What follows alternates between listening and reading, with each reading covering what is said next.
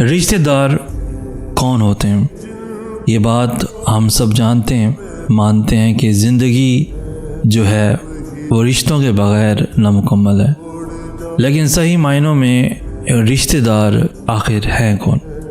मैं एक बात हमेशा कहता हूँ कि रिश्ते जो हैं वो खून के नहीं, वो एहसास के होते हैं। जिस इंसान को आपका एहसास है वो आपका रिश्तेदार है। और एक तरफ आपका खूनी रिश्ता है, आपका बड़ा करीबी रिश्ता है, लेकिन उसको आपका एहसास तक नहीं है।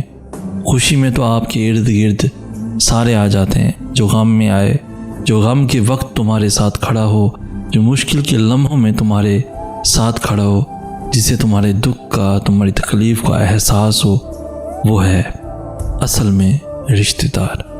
यहाँ पर तो खून के रिश्तों को एहसास तक नहीं है और गैरों को आपका एहसास है।